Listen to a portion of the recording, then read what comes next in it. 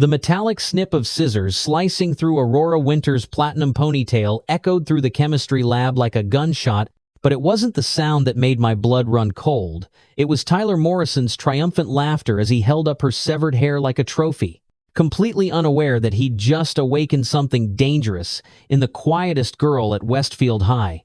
3 male athletes cornering 1 female honor student in an empty classroom after school should have been the end of her story. But what happened next would send Tyler sliding across the hallway floor and straight into the principal's office if he could still walk. Before we dive into this intense conclusion, I want to take a moment to thank everyone who's been following Rory's journey. Your comments on part 1 were incredible. So many of you shared your own experiences with bullying, and it's clear this story resonates deeply. If these stories help even one person find their strength, then they're worth telling. And hey, if you want to support more content like this, that thanks button below really does help me create more stories that matter. Every contribution, no matter how small, goes toward bringing more of these important narratives to life. Now, let's see how our Ice Queen finally claims her crown. The autumn afternoon at Westfield High School started like any other Tuesday at 2:47 p.m.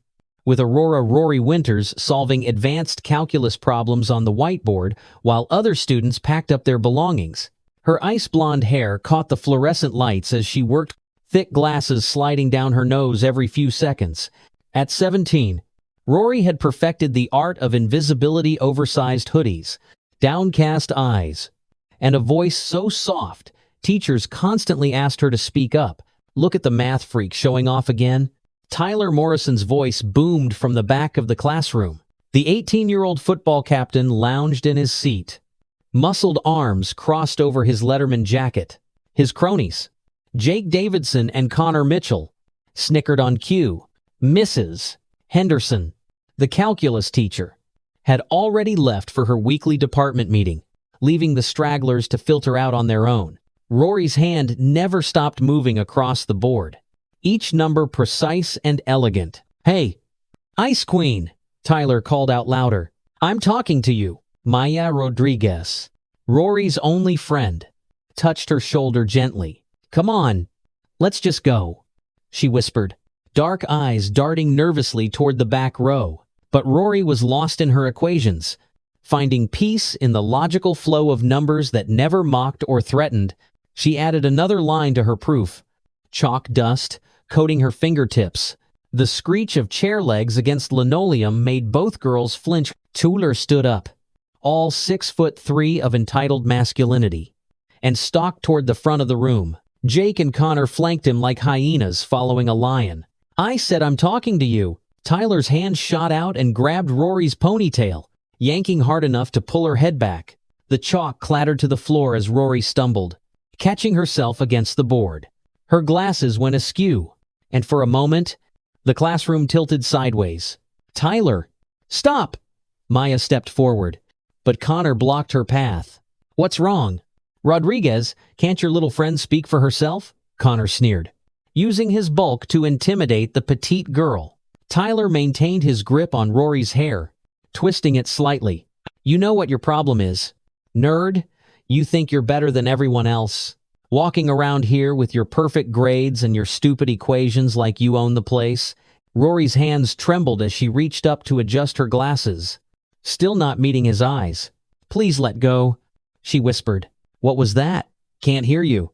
Tyler pulled harder, forcing her to arch her back. "I said let go." The words came out stronger this time, surprising everyone, including Rory herself. Tyler released her hair with a shove that sent her stumbling into Maya's arms.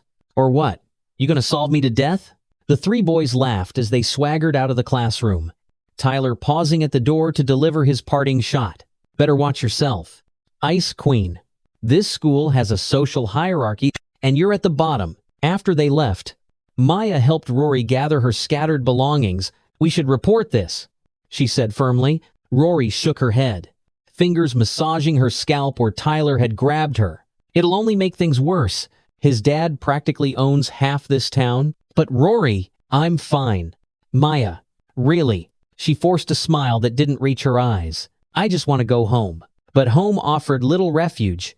The small apartment Rory shared with her mother sat above a 24-hour diner, perpetually filled with the smell of grease and coffee. Her mother, Sarah Winters, worked double shifts at the hospital to keep them afloat after the divorce, leaving Rory alone most evenings.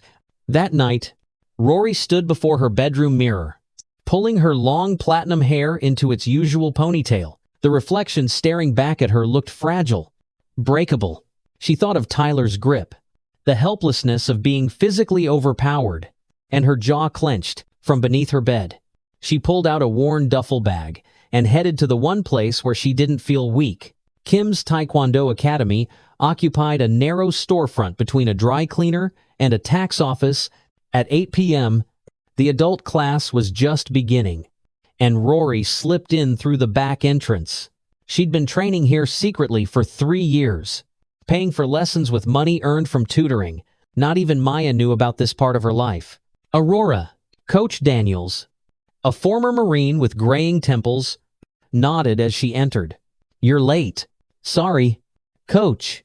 Long day at school." His sharp eyes noticed the tension in her shoulders, the way she held herself. "Everything all right?" "Yes, sir." She bowed and took her place on the mat, the white belt she wore for appearances, hiding her true skill level. Coach Daniels had offered to test her for her black belt multiple times, but Rory always declined. Recognition meant visibility, and visibility meant danger. For the next hour, she lost herself in the familiar rhythms of forms and sparring. Her body knew these movements by heart, the devastating power of a well-placed kick, the satisfaction of perfect technique. Here, her glasses came off, and her true self emerged. Controlled, powerful, dangerous. Remember, Coach Daniels called out during sparring practice, "True strength isn't about domination, it's about protection. We learn to fight so we don't have to." Rory executed a flawless 360-degree spinning kick, her partner barely managing to block it. The move was her specialty, combining grace with devastating force. She'd practiced it thousands of times until it became as natural as breathing. After class, Coach Daniels pulled her aside. "You're holding back again." "I'm just trying to be careful." "No." He cut her off gently. "You're afraid. There's a difference between control and fear. Aurora, one makes you strong, the other makes you a victim." His words haunted her on the walk home. Was she being smart or just scared? The line between wisdom and cowardice seemed thinner every day. Wednesday brought new torments. Tyler and his crew had apparently decided to make Rory their special project. It started small, a shove in the hallway that sent her books scattering. A accidentally spilled sports drink on her homework during lunch. Each incident carefully calculated to humiliate without leaving evidence. "Just ignore them," Rory muttered to herself, gathering soggy papers from the cafeteria table while the surrounding students pretended not to notice. The whistleblowing culture at Westfield High was non-existent. Reporting bullying was social suicide, especially when it involved star athletes. But ignoring became impossible during fifth period, when Tyler orchestrated his cruelest move yet. Rory had just settled into her seat in AP Chemistry when Jake accidentally bumped into her desk, sending her backpack tumbling. As she bent to retrieve it, something white caught her eye. Her Taekwondo uniform, pulled from her locker and stuffed into her bag, with her competition medals pinned mockingly to the front. Well, Tyler's voice rang out as he snatched the uniform before she could react. "Look what the nerd's been hiding." The class turned to stare as Tyler held up the dobok, the medals glinting under the lights. "Our little ice queen thinks she's a ninja." Laughter rippled through the room. Rory's face burned as she reached for her uniform, but Tyler danced back, holding it high above his head. "Give it back," she said, voice steady, despite her racing heart. "Or what?" Tyler grinned. "Enjoying the power play. You gonna carrot chop me?" More laughter. Even some of the usually neutral students were smirking now. The social hierarchy demanded their compliance. "Please." The word tasted bitter in her mouth. "Just give it back." Tyler pretended to consider it, then shook his head. "Nah, but tell you what, meet me in the gym after school. Show everyone these sick moves of yours, and maybe I'll return your little costume." "I said give it." After school? Gym. Don't chicken out. Ice Queen. He tossed the uniform to Connor, who stuffed it in his backpack. Unless you're all talk and no action, just like with everything else. The rest of the day passed in a blur of anxiety. Word spread quickly through Westfield's efficient gossip network. Tyler Morrison had challenged the weird math girl to a fight. By last period, bets were already being placed. You can't seriously be thinking about going, Maya said as they stood by Rory's locker after the final bell. If I don't, it'll never stop. Rory carefully placed her books inside. Movements precise and controlled. Rory? He outweighs you by at least 80 pounds. This is exactly what he wants to humiliate you in front of everyone. I know. She closed her locker with a soft click. But I can't keep running. Maya, I'm tired of being afraid in my own school. The gym was already packed when they arrived. Word had spread beyond just the students. Rory spotted several teachers pretending they just happened to be walking by. The adult supervision should have made her feel safer, but their willful blindness to the situation only emphasized how alone she was. Tyler stood in the center of the basketball court, still in his Letterman jacket, surrounded by his teammates. He'd turned this into a full performance, complete with an audience primed for blood. Look who actually showed up, he called out as Rory entered. Didn't think you had it in you? Ice Queen. Rory stopped at the edge of the court. Maya beside her. I'm here. Now give me back my uniform. Eager to change? Tyler smirked. Tell you what you wanted back so bad. Come and take it. The crowd pressed closer. Phones already out and recording that'll is. This was premium content for Westfield High's social media feeds. Ethan Chen pushed through the crowd, his student council president badge glinting. This is enough? Tyler, you've made your point. Back off. Chen. Jake stepped forward menacingly. This isn't your business. Actually, it is. Ethan stood his ground, though he was clearly outmatched physically. As student council president, Tyler's shove sent Ethan stumbling backward into the crowd. I said back off. The momentary distraction was all Rory needed to assess the situation. 3 opponents, all bigger and stronger. A hostile crowd that would offer no help, teachers who would claim they saw nothing, and somewhere in Connor's backpack, her uniform. The one piece of evidence that connected her to the strength she'd worked so hard to hide. You know what?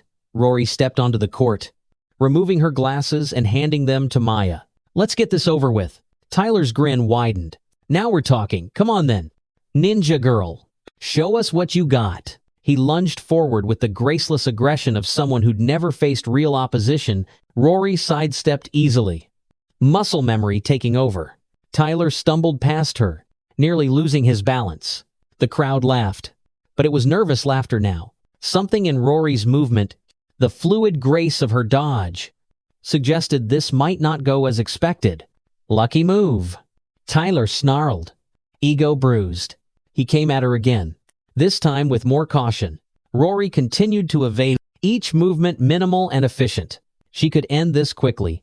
A simple sweep would put Tyler on his back, but Coach Daniel's words echoed in her mind. We learned to fight so we don't have to. Stop running. Tyler's frustration mounted with each missed grab. The crowd was growing restless, some starting to mock him instead of her. I'm not running, Rory said quietly. I'm giving you a chance to stop. I don't need chances from you. He lunged again, this time managing to grab her wrist. The moment his hand closed around her arm, everything changed. The controlled calm Rory had maintained shattered as muscle memory kicked in. She twisted her wrist in a classical taekwondo escape, breaking his grip and creating distance. Last warning, she said, voice carrying a new edge. Walk away. But Tyler was beyond reason now. His masculinity challenged in front of his peers. He charged like a bull, both arms extended to grab her. This time, Rory didn't evade. She pivoted on her left foot, body rotating with practiced precision. Her right leg swept up and around in a perfect arc, the 360-degree spinning kick she'd perfected over countless hours. Her heel connected with Tyler's solar plexus with devastating accuracy. The impact lifted him off his feet. For a moment, Tyler seemed to hang in the air, eyes wide with shock. Then physics took over. He flew backward, shoes squeaking against the polished floor as he tried to find purchase, but momentum carried him sliding across the court like a hockey puck, finally coming to rest in a crumpled heap against the far wall. The gym fell silent. Tyler groaned, trying to sit up and failing. The mighty football captain, laid out by a girl half his size. The social hierarchy of Westfield High tilted on its axis. "My uniform," Rory said calmly, not even breathing hard. "Now." Connor's hands shook as he fumbled with his backpack, pulling out the white dobok and practically throwing it at her. Jake helped Tyler to his feet, both of them backing away as if Rory might attack again, but she simply took her uniform, folded it carefully, and walked back to Maya. The crowd parted before her like the Red Sea. "This isn't over," Tyler wheezed, clutching his stomach. "You're dead. You hear me? Dead." Rory paused at the gym door, looking back over her shoulder. Without her glasses, her ice blue eyes seemed to pierce right through him. "No, Tyler, it's just beginning." As she and Maya left the gym, Rory could hear the explosion of voices behind them: shock, awe, disbelief. Videos were already being uploaded, shared, spreading like wildfire through the school's digital ecosystem. That was, Maya seemed at a loss for words. "How did you—" "I'll explain later," Rory said, putting her glasses back on. The familiar weight helped her feel centered again. "Right now, I just want to— Aurora Winters." They froze as Vice Principal Harrison's voice boomed down the hallway. The older woman stood with her arms crossed, face stern. "My office." Now, as they followed the vice principal, Rory caught sight of Ethan Chen leaning against a locker, phone in hand. He gave her a subtle nod and mouthed silently, "Got it all." The vice principal's office smelled of coffee and disappointment. Harrison sat behind her desk, fingers steepled as she studied Rory over her reading glasses. "Fighting on school property is grounds for immediate suspension," she began. "I was defending myself," Rory said quietly. "Tyler challenged me, grabbed me. I'm aware of Mr. Morrison's involvement." Harrison's lips pursed. "However, you clearly have training that you've failed to disclose. That kick could have seriously injured another student, but it didn't." Maya interjected. Rory showed incredible restraint. She gave him multiple chances to stop. "Miss Rodriguez, please wait outside." After Maya reluctantly left, Harrison leaned back in her chair. "Do you have any idea the position you've put this school in? Tyler Morrison's father is our biggest booster. He donated the new scoreboard, funds, half our athletic programs, so I should have just let his son assault me?" Rory's voice carried an edge of steel. "I'm not saying that." Harrison rubbed her temples. "I'm saying this situation is complicated. Tyler will likely face some consequences. But you, that level of martial arts skill makes you a liability." "A liability?" Rory couldn't believe what she was hearing. "I'm a liability for knowing how to protect myself? The school has a zero-tolerance policy, which apparently doesn't apply to football players who corner female students." The words came out sharper than intended, but Rory was past caring. Harrison's face darkened. "Watch your tone? Miss Winters, I'm trying to help you here. Go home for the rest of the day. We'll discuss your future at this school tomorrow morning, and I strongly suggest you come with a parent." Rory stood, chair scraping against the floor. "My mother works double shifts to keep us fed. She doesn't have time for meetings about your double standards." She left before Harrison could respond. Collecting Maya from the hallway, they walked in silence until they reached the parking lot, where a small crowd had gathered around someone's phone, watching what could only be the gym footage. 3 million views already? Someone whispered. "It's gone viral." The Ice Queen kicks back. Another student read from their screen. "This is insane." Rory pulled her hood up, trying to disappear, but it was too late. Students who'd never noticed her before now stared openly, some with admiration, others with fear. The invisibility she'd cultivated for years had shattered with one perfectly executed kick. "Come on." Maya guided her toward the bus stop. "Let's get out of here." As they waited for the bus, Rory's phone buzzed with an unknown number. She almost ignored it, but something made her answer. "Hello? Miss Winters, this is Arthur Morrison, Tyler's father." Rory's blood ran cold. "Mr. Morrison, I've seen the video," he interrupted, voice smooth as aged whiskey. "Quite impressive. Actually, that kick? Professional level. Which makes me wonder, how does a 17-year-old girl from a broken home afford that kind of training? I don't know what you... I make it my business to know everything about people who hurt my son. Miss Winters. Everything. Your mother's shifts at the hospital. Your address above that rundown diner. Your secret trips to that gym 3 nights a week." Maya grabbed Rory's arm, alarmed by her pale face. "Are you threatening me?" Rory asked, voice barely above a whisper. "Threatening? No. I'm a businessman. Miss Winters, I'm simply laying out facts. My son made a mistake today. Let his temper get the best of him. Boys will be boys. But you? You deliberately humiliated him with skills you've been hiding? That suggests premeditation. That's not. I'll be speaking with the school board tonight, and my lawyers, and probably the police. Assault with a deadly weapon, yes. Trained feet, Countess. A serious charge. But I'm sure your mother can afford a good defense attorney on a nurse's salary." The line went dead. Rory stared at her phone, hands shaking for the first time all day. She'd won the fight, but might have just lost everything else. "What did he say?" Maya demanded. "He knows where I live, where my mom works. Everything." The words came out hollow. "He's going to destroy us." The bus arrived, but Rory didn't move. Somewhere behind them, she could hear students still talking about the video, about her kick, about how everything would be different now. But all she could think about was her mother coming home exhausted from another 16-hour shift to find their lives in ruins. "There has to be something we can do," Maya said desperately. "The video shows Tyler started it. His dad owns judges." "Maya, he owns half the town council. The video won't matter if he decides to." "Miss Winters?" They turned to find Ethan Chen approaching, still holding his phone. Behind him walked a woman in an expensive suit who looked like she ate corporate lawyers for breakfast. "This is my aunt, Jennifer Chen," Ethan said. "She's a civil rights attorney specializing in educational discrimination and Title IX violations." The woman extended her hand to Rory. "I've been watching your case develop all day. Miss Winters, what happened in that gym? That's textbook sex-based harassment escalating to assault. The fact that the administration is more concerned about Mr. Morrison's donations than your safety? That's a lawsuit waiting to happen." "I can't afford," Rory began. "Pro bono."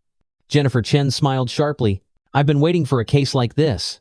Arthur Morrison thinks his money makes him untouchable. I'd very much like to prove him wrong."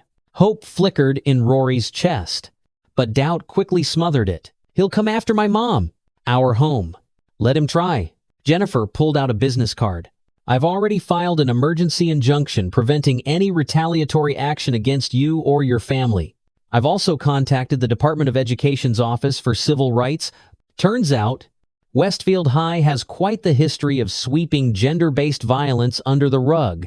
Ethan stepped forward, looking uncharacteristically serious. "I've been documenting everything." "Rory, not just today. Tyler's been targeting female students all year. You're just the first one who fought back." "Why didn't you say anything before?" Maya demanded. "Because nobody would testify. Everyone's too scared of the Morrisons." He held up his phone. "But now, after what Rory did, 3 other girls have already contacted me. They want to come forward." The bus driver honked impatiently, but Rory barely heard it. The world was shifting beneath her feet. Everything she'd tried to avoid, suddenly unavoidable. "This is going to get ugly," she said quietly. Jennifer Chen's smile was all teeth. "Oh, honey, it already is. The question is whether you're going to be a victim or a victor." Rory thought of her mother's tired face, of Tyler's grip in her hair, of Coach Daniels saying strength meant protection. She thought of all the girls who'd walked these halls with their heads down, afraid of catching the wrong attention from the wrong boy. "When do we start?" she asked. "Right now." Jennifer was already typing on her phone. "I need you to write down everything, every incident, every witness, every time a teacher looked the other way. We're not just fighting Tyler Morrison. We're taking on the entire culture that protected him." As they talked strategy, Rory's phone buzzed with another unknown number. This time, she let it go to voicemail. But the message that came through made her blood run cold. "You think you're tough? Ice Queen? That kick was nothing. Tomorrow, you're gonna learn what real pain feels like. And this time, there won't be any teachers around to save you." It wasn't Tyler's voice. It was deeper, older, angrier. She looked up to find Jennifer Chen watching her with knowing eyes. "Let me guess, threats are starting already?" Rory nodded, unable to speak. "Good." The lawyer's smile was predatory. "Keep recording them. Every threat is another nail in their coffin." But as night fell over Westfield, Rory couldn't shake the feeling that she'd awakened something far more dangerous than Tyler Morrison's ego. The video of her kick had gone viral, but fame was a double-edged sword. And somewhere in the darkness, that sword was being sharpened. The confrontation in the chemistry lab that would change everything was less than 18 hours away, and the Ice Queen's transformation was far from complete. The chemistry lab door slammed shut with a finality that made Rory's stomach drop, 3 muscled shadows blocking her only exit, while Tyler Morrison approached with scissors glinting under the harsh fluorescent lights. His father's threats from last night, still echoing in her ears.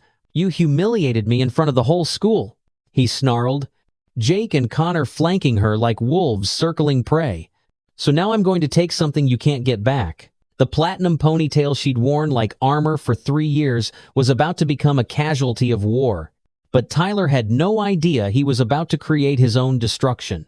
Before we dive into this intense conclusion, I want to take a moment to thank everyone who's been following Rory's journey. Your comments on part 1 were incredible. So many of you shared your own experiences with bullying, and it's clear this story resonates deeply.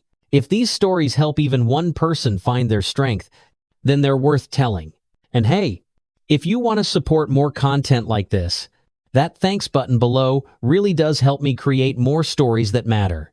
Every contribution, no matter how small, goes toward bringing more of these important narratives to life. Now, let's see how our Ice Queen finally claims her crown.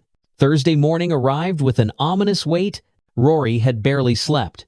Alternating between reviewing Jennifer Chen's legal documents and practicing her forms in the cramped living room, her mother had finally come home at 3 a.m., too exhausted to notice the worry etched on her daughter's face. The school parking lot buzzed with an electric tension. Videos of yesterday's kick had exploded across social media at a million views and climbing. News vans circled like vultures, reporters eager for a follow-up to the story that had captivated the internet. David versus Goliath in the digital age. One headline read, "Ice Queen awakens," proclaimed another. "This is insane," Maya muttered as they navigated through the crowd. Several students called out support, but just as many glared with hostility. Rory had disrupted the social order, and not everyone appreciated it. Inside, the hallways felt different. The usual clusters had reformed, but the invisible barriers seemed more porous. A sophomore girl Rory didn't recognize whispered, "Thank you," as she passed. A group of freshman boys scattered when she approached, fear replacing their usual bravado. "Miss Winters." Principal Thompson himself stood by her locker. His usually perfect suit, slightly rumpled. "My office?" Now, the walk felt like a funeral march. In the administrative suite, Rory found a crowd waiting, her mother still in scrubs. Jennifer Chen, Vice Principal Harrison, Arthur Morrison, in an Italian suit that probably cost more than Rory's entire wardrobe, and surprisingly, Coach Daniels in his civilian clothes. "Mom?" Rory's voice cracked slightly. "You're supposed to be sleeping. Jennifer called me." Sarah Winters looked exhausted but fierce. A mama bear ready to fight. "Why didn't you tell me what was happening?" Before Rory could answer, Arthur Morrison stood, his presence commanding the room. "Let's skip the dramatics. My son made a mistake. He's willing to apologize publicly. And I'm prepared to make a generous donation to the school's anti-bullying program. In exchange, Miss Winters drops any legal action and transfers to East Side High Bay. Everyone wins. Everyone except my daughter," Sarah said coldly. "Mrs. Winters." "Miss Winters," Sarah corrected. And you can take your bribe and shove it? My daughter did nothing wrong. Jennifer Chen smiled. My client won't be transferring anywhere. Mr. Morrison. In fact, we're filing charges. Assault, harassment, conspiracy to commit battery. You have no proof of conspiracy. Morrison's lawyer, a sharp-faced man, interjected. Actually, Ethan Chen entered the office. Tablet in Hunt. We do. The video he played made everyone freeze. It showed Tyler in the locker room that morning, talking to someone off camera. Don't care what my dad says. That bitch is going down. After school, chemistry lab. Mr. Peterson always leaves early on Thursdays. Jake and Connor will make sure no one interrupts. The timestamp showed 7:23 a.m., 3 hours ago. Where did you get this? Morrison demanded. Your son posted it to his private story. Ethan said calmly. He forgot I was still on his close friends list from when we did that science project together. Jennifer Chen's smile was sharp. Premeditated assault. Conspiracy. And he was kind enough to provide video evidence. The FBI takes cyberbullying cases very seriously these days, especially when they cross state lines through social media. FBI? Harrison sputtered. This is a school discipline issue. Not anymore. Jennifer pulled out documentation. Given the pattern of gender-based violence at this school and the administration's documented failure to address it, this is now a federal investigation. The room erupted. Morrison threatened lawsuits. Harrison panicked about the school's reputation, and Thompson tried desperately to maintain order through it all. Rory sat quietly, her mother's hand gripping hers tightly. Enough. Coach Daniel's military command voice cut through the chaos. You're all missing the point. There's a student actively planning to assault another student today. What are you doing to prevent it? Tyler's been suspended pending investigation, Thompson said weakly. But not Jake or Connor?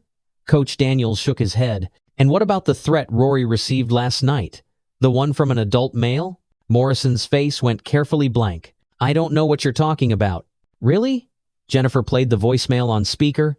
The older, threatening voice filled the room. Because voice analysis is a wonderful thing. That's your brother. Marcus Morrison, the one with the assault record. The color drained from Morrison's face. You can't prove. I don't have to prove it in this meeting, Jennifer said smoothly. I just have to prove it to a jury. And juries love a good underdog story. As the adults argued, Rory felt the weight of exhaustion settling over her. She'd wanted to be invisible, to graduate quietly and escape to college. Now she was the center of a storm that showed no signs of calming. I need to go to class, she said quietly. Absolutely not, her mother said. We're going home. No. Rory stood, surprising everyone. If I run now, they win. I'm going to class. Thompson looked ready to object, but Jennifer cut him off. My client has every right to her education. Unless you're suspending her? Of course not, Thompson said quickly, aware of the legal minefield. As Rory left the office, Coach Daniels followed. Aurora, wait. She paused in the empty hallway. Coach? Tyler's suspended, but his friends aren't. Watch your back.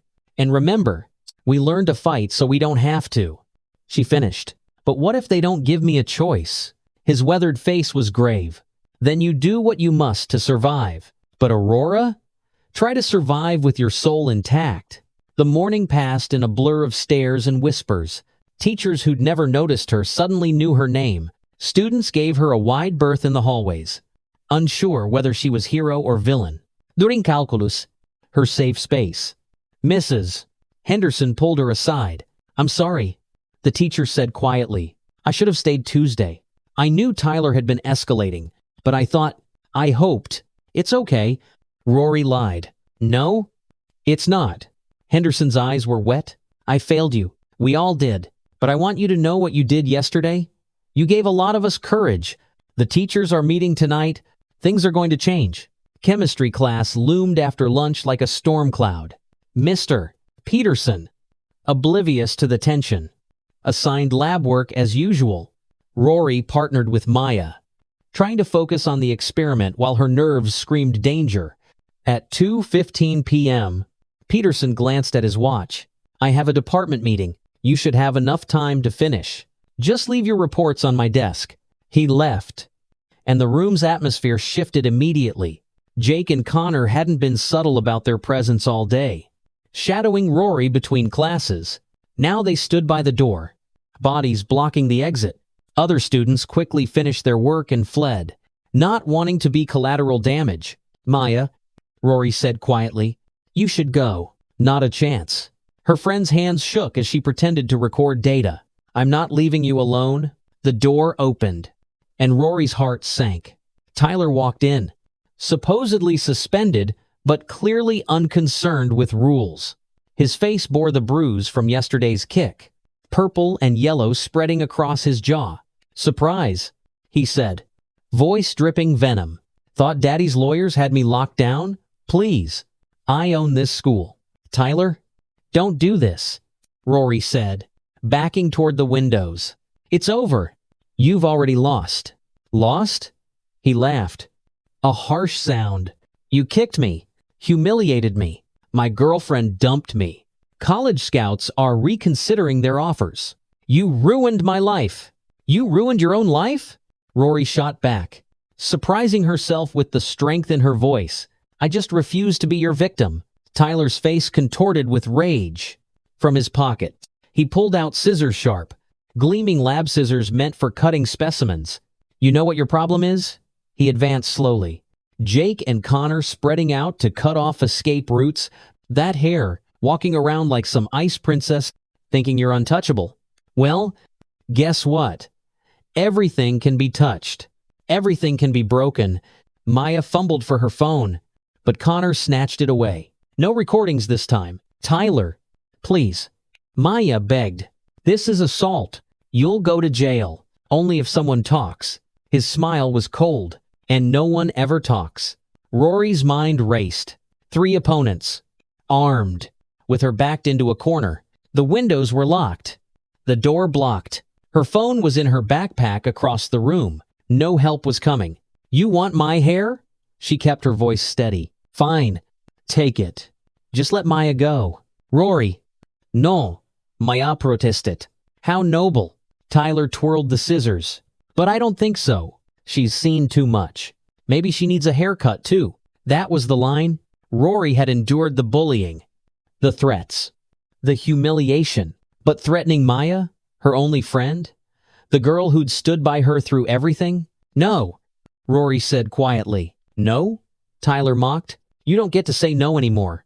"I said no." The word exploded from her with 3 years of suppressed fury. In one fluid motion, she grabbed the nearest object-a-glass beaker and hurled it at the window. The safety glass spider-webbed, but didn't shatter, the sound echoing like a gunshot. "Crazy bitch!" Jake started forward, but Rory was already moving. She swept the entire chemistry setup off the lab bench, creating a barrier of broken glass and spilled chemicals. The acrid smell of mixed reagents filled the air as she positioned herself between the attackers and Maya. "You want to cut my hair?" Rory reached up and pulled the elastic from her ponytail, letting her platinum hair fall loose around her shoulders. "You'll have to go through me first." Tyler laughed. "That's the plan." He lunged with the scissors, a wild stab aimed at her hair. But Rory had spent 3 years preparing for this moment, even if she hadn't known it. She caught his wrist in a classical taekwondo grip, twisting until the scissors clattered to the floor. Her knee came up into his solar plexus, the same spot she'd kicked yesterday, and he doubled over wheezing. Jake charged from the left, but Rory was ready. She used Tyler's bent form as a launching point, pushing off him to deliver a flying kick that sent Jake crashing into a lab bench. Beakers shattered, and he went down in a shower of glass, and screaming, Connor, seeing his friends defeated, made a crucial mistake. He went for Maya. Big error. Rory snarled. The rage she'd kept carefully controlled for 17 years erupted. She crossed the room in 3 strides, grabbed Connor by his Letterman jacket, and used his own momentum to flip him over her hip. He hit the ground hard, air exploding from his lungs. But Tyler wasn't done. The scissors were back in his hand, and this time, he didn't announce his attack. The blade swept toward Rory's turned back, aimed at her flowing hair. "Rory!" Maya's scream pierced the air. Rory spun, but not fast enough. The scissors caught her hair, slicing through the platinum strands with a sick whisper. A foot of hair fell to the floor, the severed ponytail landing like a dead thing among the broken glass. Time stopped. Rory touched the ragged ends of her remaining hair, feeling the violation down to her bones. That hair had been her shield, her identity. The one thing she'd kept perfect in a life full of compromises. Got you, Tyler panted, triumphant. Despite his pain, how's it feel? Ice Queen, how's it feel to lose? Rory looked at her severed hair. Then at Tyler's gloating face, something fundamental shifted inside her, like tectonic plates, realigning. The fear, the shame, the desperate need to be invisible, it all crystallized into something harder, sharper. You know what? She smiled, and Tyler's grin faltered. It feels like freedom. What happened next would be debated in court documents and viral videos for months. Witnesses in the hallway swore they heard Tyler scream. The security footage was mysteriously corrupted, but Maya saw everything. Rory became poetry in motion. 3 years of training unleashed in 30 seconds of controlled fury. A spinning heel kick knocked the scissors from Tyler's hand. A palm strike sent him stumbling. When Jake tried to rise, she put him back down with an elbow to the shoulder. Connor, attempting to crawl away, found himself immobilized by a knee to his back. But the finalitha move that would define her legend was pure Aurora Winters. As Tyler staggered upright for one last attack, Rory took 3 running steps, planted her left foot, and launched into her signature move. But this wasn't the controlled kick from yesterday. This was war. Her body rotated through the air, a perfect 360-degree spiral.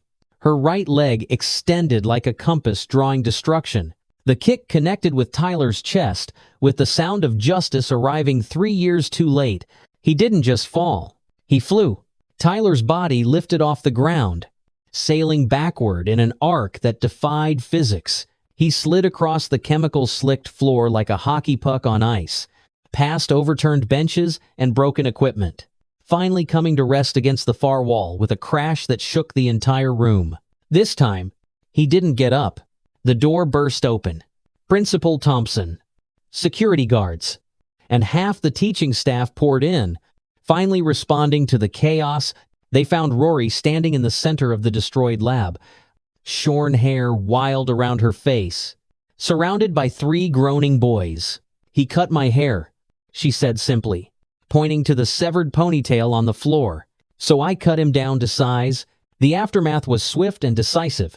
The security footage from the hallway clearly showed Tyler entering the room while suspended, his friends standing guard. Multiple students testified they'd heard him planning the attack. The severed hair became evidence of assault with a weapon. Tyler Morrison, Jake Davidson, and Connor Mitchell were arrested on site. The images of them being led away in handcuffs, Tyler on a stretcher, still gasping, became almost as viral as the original kick video. Arthur Morrison's empire began crumbling within hours. Jennifer Chen, smelling blood in the water, had contacted every girl Tyler had ever harassed. By evening, 17 had come forward with stories spanning 4 years. The FBI opened an official investigation into systematic gender-based violence and institutional cover-ups. Marcus Morrison, Tyler's uncle, was arrested at the Canadian border trying to flee.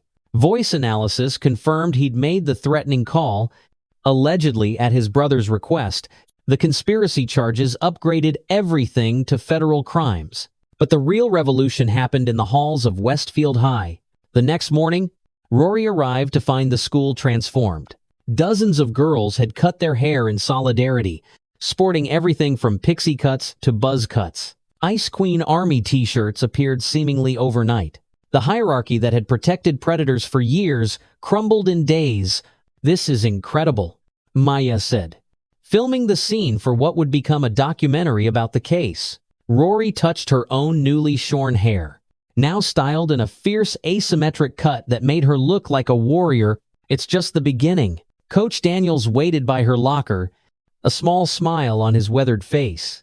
"Heard you had some trouble yesterday." "Nothing I couldn't handle," Rory said, returning the smile. I also heard you showed remarkable restraint. Tyler's injuries, while dramatic, were all superficial. You could have really hurt him. We learned to fight so we don't have to. Rory quoted. But when we do have to fight, we fight to protect, he finished. You protected your friend? You protected yourself. And now you're protecting others. I'm proud of you. Aurora. Ethan Chen appeared through the crowd, looking slightly nervous. Hey, Rory, I know things are crazy right now, but I was wondering, would you maybe want to grab coffee sometime? When you're not, revolutionizing the entire school system? Rory Laffita. Real laugh. Free and unguarded. Sure, but you're buying... Apparently, I'm going to need a legal defense fund. Actually, Jennifer Chen said, appearing with her signature predatory smile. The Morrisons just settled. Turns out, they'd rather pay quietly than face federal charges. You're not only free and clear, you're set for college. The numbers she showed them made everyone gasp. Justice, it seemed, could be quite profitable. Weeks turned to months. Tyler eventually returned to school, a different school, in a different state. Under court supervision, Jake and Connor took plea deals. Arthur Morrison's business empire imploded under federal investigation. Westfield High implemented sweeping reforms, with mandatory training on consent and bystander intervention. And Rory? She became something she'd never wanted to be famous. The girl who'd spent years trying to be invisible was now a symbol. News outlets called her for interviews. Colleges offered scholarships. Publishers wanted her story. But the fame came with a price. Not everyone appreciated what she'd done. There were still those who thought she'd gone too far, that she should have found a nicer way to handle things. Death threats arrived mixed with fan mail. Protesters occasionally appeared at school, calling her everything from a hero to a terrorist. You okay? Maya asked one afternoon. Finding Rory alone on the roof, their new lunch spot away from the crowds. I never wanted this, Rory admitted, looking out over the town that had become her battlefield. I just wanted to be left alone, but they wouldn't leave you alone, Maya pointed out. And now, because of you, they'll leave other girls alone. Maybe.